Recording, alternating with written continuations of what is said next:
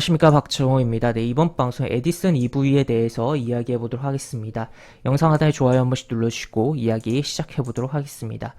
네, 에디슨 EV 기본적으로 쌍용차 인수에 대한 기대감을 가지고 굉장히 많이 올라간 종목이다 라고 볼 수 있겠고, 이때 한번 어떻게 보면 이때부터 어느 정도 약간 위험 시그널이 좀 나왔다 라고도 볼 수 있겠어요. 상승 과정이긴 했지만 그럼에도 불구하고 추가적으로 더 흐름이 나오긴 했었습니다. 그런데 장대 음봉이 이렇게 떨어졌었고 그 다음에 계속적으로 부진한 흐름이 나오고 있다라고 보시면 되겠는데, 이러한 흐름 속에서 물론 충분히 뭐 시장의 흐름도 있고 시장이 안 좋았던 부분도 있고 추가적으로 하방이 이렇게 열린 공간도 있기 때문에 추가적으로 하방에 대해서 생각해볼 여지야 분명히 있었습니다만, 이 하락을 가속화시킨 내용들이 오늘 발생했다라고 보시면 되겠습니다. 그래서 그 하락의 가속화가 현재 시간의 단일가로 이렇게 하한가로 마무리하면서 시간의 단일가가 종료된 상황이 발생했고, 그 부분을 이제 공시의 내용이 있다라고도 보시면 되겠습니다. 그래서 공시의 내용을 보면 공시가 굉장히 많이 나왔어요. 정말 뭐 공시 폭탄이라고도 할 수 있을 정도로 보면은 우선은 이제 3자 배정 유상증자에 대한 납입자의 요청에 따라서 뒤로 밀렸다는 거죠.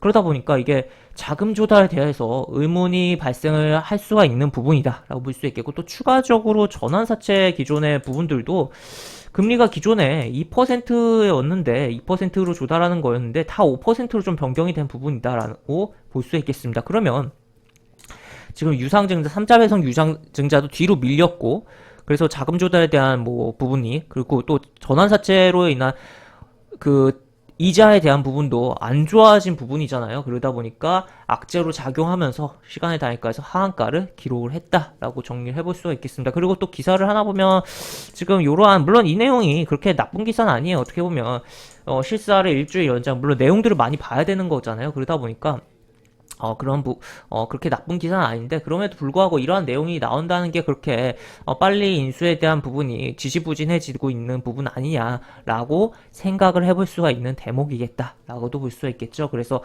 그러한 측면에서 생각을 해볼 상황이다라고 볼 수 있겠고, 또 이 종목이 좀 안 좋은 부분이 있어요. 보시면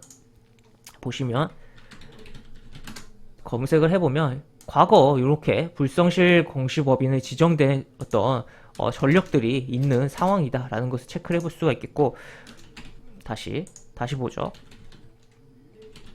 불성실 공시로 이렇게 공시 번복이 여러 번 있었다. 그래서 지금 저런 식으로 혹시 공시들 뭐 정정하다가 뒤엎는 거 아니냐에 대해서도 좀 의혹의 눈길을 갈 수가 있는 종목이지 않나라고 생각을 해볼 수가 있겠고, 지금 이 종목을 가지고 굉장히 뭐 기대감을 갖고 보시는 분들도 있으실 것 같아요. 아무래도 워낙 깨있게 이렇게 움직였다 보니까. 하지만 거대 거래량에서 물량들이 상당히 빠져나가면서 털었다라고 볼 수 있겠고, 앞으로는 추가적으로 하락이 이어지면서 일단 오늘 시간의 단일가에서 빠진 요거보다도 더 하락할 가능성을 좀 높게 봐야겠다. 그러면서 한 기본적으로 60일 이동평균선까지는 무난하게 빠지는 흐름이 나올 여지가 큰 만큼 이 점 참고하면서 봐야 되지 않을까라고 생각해 볼 수가 있겠습니다.